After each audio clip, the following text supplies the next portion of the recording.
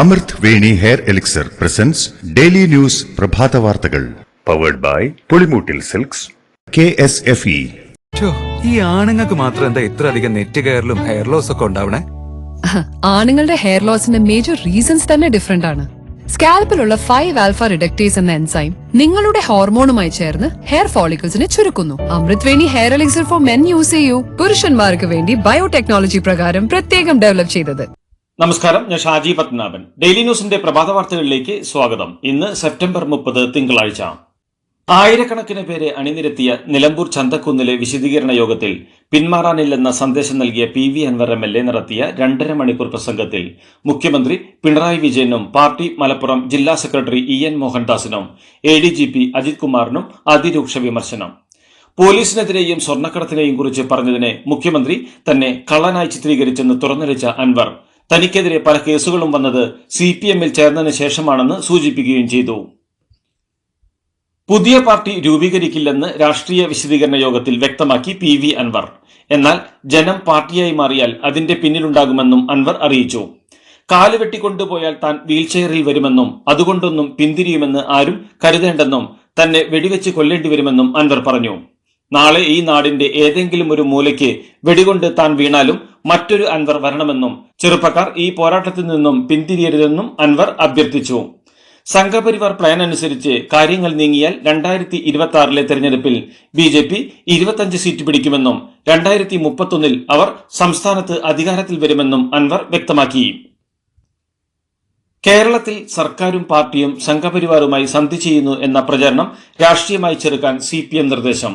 ഗവർണറെ ഉപയോഗിച്ച് സർവകലാശാലകളെ വരെ കേന്ദ്രം പ്രതിസന്ധിയിലാക്കുന്നതും ദുരന്ത നിവാരണത്തിന് പണം നൽകാത്തതും ഉന്നയിച്ചുള്ള രാഷ്ട്രീയ പ്രചാരണത്തിനാണ് നിർദ്ദേശം നൽകിയിരിക്കുന്നതെന്നാണ് റിപ്പോർട്ട്. സംസ്ഥാനത്തെ ഉന്നതരുടെ ഫോൺ വിവരങ്ങൾ ചോർത്തിയെന്ന് സ്വയം വെളിപ്പെടുത്തിയ PV അൻവർ MLA-ക്കെതിരെ പോലീസ് കേസെടുത്തു.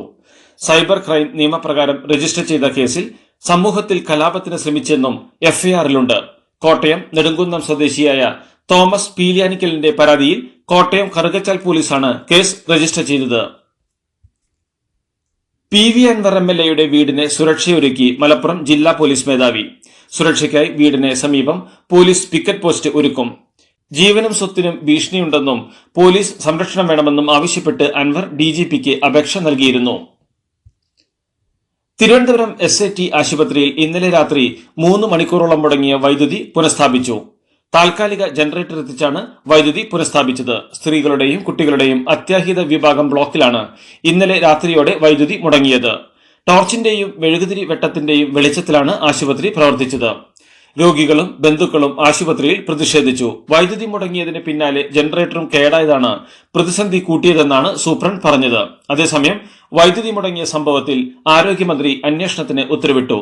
സമഗ്ര സാങ്കേതിക സമിതി അന്വേഷണം നടത്തുമെന്ന് ആരോഗ്യ വകുപ്പ് മന്ത്രി വീണ ജോർജ് അറിയിച്ചു.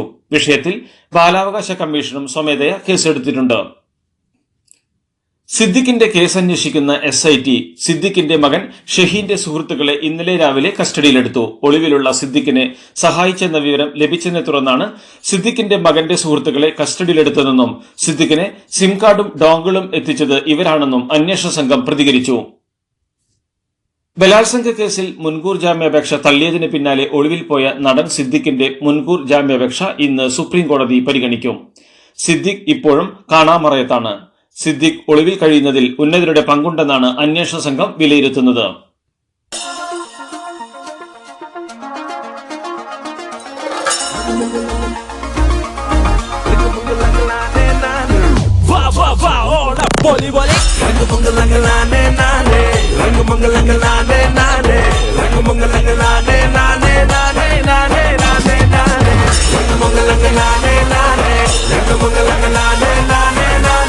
ഈ ഓണം 100ാം Onam celebrating 100 years of Pulimoottil silks.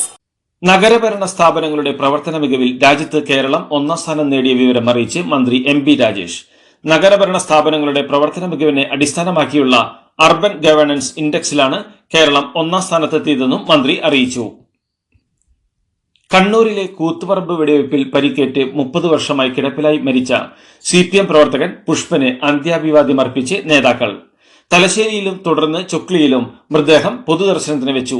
വൈകിട്ട് 5 മണിക്ക് ചുക്ലിയിലെ വീട്ടിൽ സംസ്കാര ചടങ്ങുകൾ നടത്തി. NCP ദേശീയ നേതൃത്വം പറഞ്ഞത് നടപ്പിലാക്കണമെന്നേ തനിക്കുള്ളൂവെന്ന് തോമസ് കെ തോമസ് MLA. അതല്ലാതെ തനിക്ക് മന്ത്രിയാവണമെന്നില്ലെന്നും മന്ത്രിസ്ഥാനം വേണമെന്ന് ആരോടും ആവശ്യപ്പെട്ടിട്ടില്ലെന്നും അദ്ദേഹം പറഞ്ഞു. മന്ത്രിസ്ഥാനം നൽകിയില്ലെങ്കിൽ MLA സ്ഥാനം രാജിവെക്കുമെന്ന് എവിടെയും പറഞ്ഞിട്ടില്ലെന്നും തോമസ് കെ തോമസ് പറഞ്ഞു. കേന്ദ്ര സർക്കാരിന്റെ അമൃത് ഫണ്ട് ഉപയോഗപ്പെടുത്തി നിർമ്മിച്ച തൃശൂരിലെ ശക്തൻ നഗറിലെ ആകാശപാത ഉദ്ഘാടനത്തിന് തൃശൂർ MPയും കേന്ദ്രമന്ത്രിയുമായ സുരേഷ് ഗോപിയെ ക്ഷണിച്ചില്ലെന്ന് പരാതി. കേന്ദ്ര സർക്കാരിന്റെ പ്രോട്ടോകോൾ പ്രകാരം സംസ്ഥാന മന്ത്രിയേക്കാൾ മുകളിലാണ് കേന്ദ്രമന്ത്രിയുടെ സ്ഥാനമെന്നും BJP ജില്ലാ പ്രസിഡന്റ് KK അനീഷ് കുമാർ പറഞ്ഞു. നെഹ്റു ട്രോഫി വള്ളംകളിയുടെ ഫലനിർണയത്തിലെ തർക്കവുമായി ബന്ധപ്പെട്ട് കണ്ടാലറിയാവുന്ന 100 പേർക്കെതിരെ ആലപ്പുഴ നോർത്ത് പോലീസ് കേസെടുത്തു. അന്യായമായി സംഘം ചേരൽ, സഞ്ചാര സ്വാതന്ത്ര്യം തടയൽ, അസഭ്യം പറയൽ തുടങ്ങിയ വകുപ്പുകൾ പ്രകാരമാണ് കേസെടുത്തിരിക്കുന്നത്. തിരുവനന്തപുരത്ത് വീണ്ടും അമീബിക് മസ്തിഷ്ക ജ്വരം. 2 പേർക്ക് കൂടി ജില്ലയിൽ രോഗം സ്ഥിരീകരിച്ചു. ഇരുവർക്കും രോഗം പിടിപെട്ടത് എങ്ങനെയെന്നതിൽ വ്യക്തതയില്ല. സാധാരണ അമീബിക് മസ്തിഷ്ക ജ്വരം പിടിപെടുന്ന സാഹചര്യമൊന്നുമില്ലാത്തവർക്കാണ് രോഗബാധ റിപ്പോർട്ട് ചെയ്തിരിക്കുന്നത്. കണ്ണൂർ മാടായിക്കാവിൽ ADGP MR അജിത് കുമാറിന് ശത്രുസംഹാര പൂജ. ഇന്നലെ രാവിലെയാണ് ക്രമസമാധാന ചുമതലയുള്ള ADGP ക്ഷേത്രത്തിൽ സ്വന്തം പേരിൽ ശത്രുസംഹാര പൂജ നടത്തിയത്. പൂരം കലക്കലിലും PV അൻവർ ഉന്നയിച്ച ആരോപണങ്ങളിലും ADGPക്കെതിരെ അന്വേഷണം തുടരുമ്പോഴാണ് കണ്ണൂരിലെ ക്ഷേത്ര സന്ദർശനം. ADGP MR അജിത് കുമാറുമായുള്ള കൂടിക്കാഴ്ചയിൽ വിശദീകരണവുമായി RSS നേതാവ് A ജയകുമാർ. സ്വകാര്യ സന്ദർശനങ്ങൾ പതിവാണെന്നും സന്ദർശനത്തിൽ അസ്വാഭാവികത ഇല്ലെന്നും അദ്ദേഹം വ്യക്തമാക്കി. കൂടാതെ ഇതുവരെ കണ്ടവരുടെ എണ്ണം നോക്കി നോട്ടീസ് അയച്ചാൽ അതിനായി പുതിയ വകുപ്പ് തുടങ്ങേണ്ടി വരുമെന്നും അദ്ദേഹം സമൂഹമാധ്യമ പോസ്റ്റിൽ പരിഹസിച്ചു. ADGP MR അജിത് കുമാറിനെ ക്രമസമാധാന ചുമതലയിൽ നിന്നും മാറ്റിയേ തീരുവെന്ന് CPI സംസ്ഥാന സെക്രട്ടറി ബിനോയ് വിശ്വം.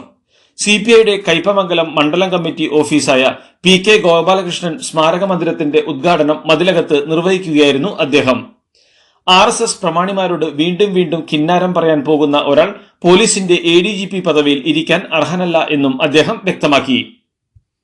സ്റ്റോക്കെടുപ്പ് പ്രമാണിച്ച് ഇന്ന് വൈകിട്ട് 7 മണിയോടെ സംസ്ഥാനത്തെ ബെവ്കോ മദ്യവിൽപ്പനശാലകൾ അടയ്ക്കും. പിന്നീട് 2 ദിവസം സമ്പൂർണ്ണ ഡ്രൈ ഡേ ആയിരിക്കും. നാളെ 1-ാം തീയതി ആയതിനാലും മറ്റന്നാൾ ഗാന്ധി ജയന്തി ആയതിനാലുമാണിത്. കേരളത്തിൽ വീണ്ടും ഇടിമിന്നലോടുകൂടിയ ശക്തമായ മഴയ്ക്കും കാറ്റിനും സാധ്യത. കോമോറിൻ തീരം മുതൽ റായൽസീമ വരെ ന്യൂനമർദ്ദപാത്തി നിലനിൽക്കുന്ന സാഹചര്യത്തിലാണ് സംസ്ഥാനത്ത് മഴ ശക്തമാകുമെന്ന കാലാവസ്ഥാ വകുപ്പിന്റെ പ്രവചനം. ന്യൂനമർദ്ദപാത്തിയുടെ സ്വാധീനമുള്ളതിനാൽ ഇന്ന് 9 ജില്ലകളിൽ യെല്ലോ അലർട്ട് പ്രഖ്യാപിച്ചിട്ടുണ്ട്. തിരുവനന്തപുരം, കൊല്ലം, പത്തനംതിട്ട, ഇടുക്കി, എറണാകുളം, തൃശൂർ, കോഴിക്കോട്, വയനാട്, കണ്ണൂർ ജില്ലകളിലാണ് യെല്ലോ അലർട്ട്. എടോ എങ്ങനെയുണ്ട്? ഓണത്തിന് ഇതാണോ എടുക്കുന്നേ?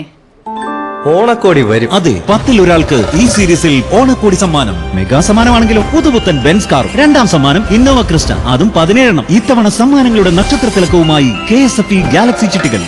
10 വർഷം പൂർത്തിയാക്കിയ മൻ കി ബാത് പരിപാടിയിൽ തന്റെ 10 വർഷത്തെ നേട്ടങ്ങൾ എടുത്തു പറഞ്ഞ് പ്രധാനമന്ത്രി നരേന്ദ്രമോദി. യുവാക്കൾ രാഷ്ട്രീയത്തിലിറങ്ങാൻ തയ്യാറാകണമെന്ന് മോദി ചൂണ്ടിക്കാട്ടി. അതോടൊപ്പം കോഴിക്കോട് സ്വദേശിയായ സുബ്രഹ്മണ്യനെ മൻ കി ബാത്തിൽ പ്രധാനമന്ത്രി അഭിനന്ദിച്ചു. റെഡ്യൂസ്, റീയൂസ്, റീസൈക്കിൾ എന്നതിന് മികച്ച മാതൃകയാണ് ഈ കോഴിക്കോട്ടുകാരൻ എന്ന് പറഞ്ഞുകൊണ്ടാണ് മോദി സുബ്രഹ്മണ്യനെ കുറിച്ച് പറഞ്ഞത്. ഉപയോഗശൂന്യമായ കസേരകൾ അറ്റകുറ്റപ്പണി ചെയ്ത് ഉപയോഗപ്രദമാക്കിയെടുക്കുകയാണ് ഒളവണ്ണ തൊണ്ടിക്കടവിലെ സുബ്രഹ്മണ്യൻ ഇക്കാലയളവത്രയും ചെയ്തുകൊണ്ടിരുന്നത്. CPM പോളിറ്റ് ബ്യൂറോയുടെയും കേന്ദ്ര കമ്മിറ്റിയുടെയും കോർഡിനേറ്ററായി മുൻ ജനറൽ സെക്രട്ടറി പ്രകാശ് കാരാട്ടിനെ നിയമിക്കാൻ ഇന്നലെ ചേർന്ന കേന്ദ്ര കമ്മിറ്റിയിൽ തീരുമാനിച്ചു. സീതാറാം യെച്ചൂരിക്ക് പകരം ജനറൽ സെക്രട്ടറി പദത്തിൽ ആർക്കും താൽക്കാലിക ചുമതലയില്ല. 24ാം പാർട്ടി കോൺഗ്രസ് വരെയാണ് നിയമനം. പാർട്ടി കോൺഗ്രസിൽ പുതിയ ജനറൽ സെക്രട്ടറിയെ തിരഞ്ഞെടുക്കും.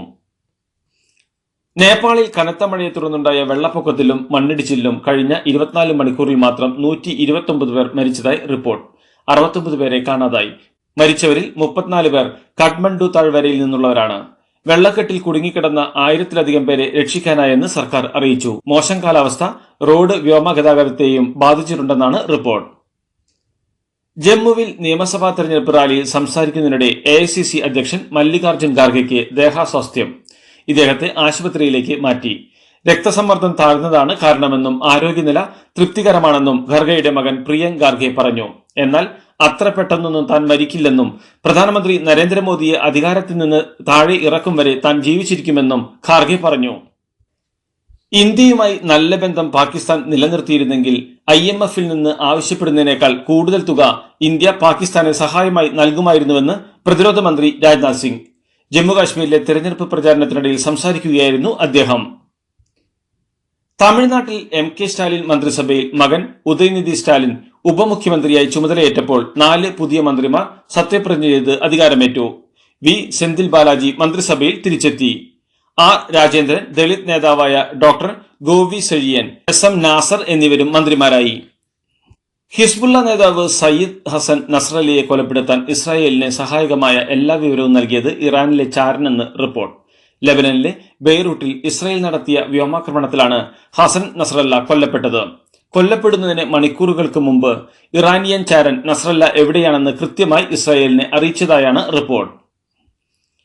ഇസ്രായേൽ നടത്തിയ വ്യോമാക്രമണത്തിൽ കൊല്ലപ്പെട്ട ഹിസ്ബുല്ല തലവൻ നസ്രല്ലയ്ക്ക് പകരം സംഘടനാ തലവനായി ഹാഷിം സഫീദിനെ നിയമിക്കുമെന്ന് റിപ്പോർട്ട്.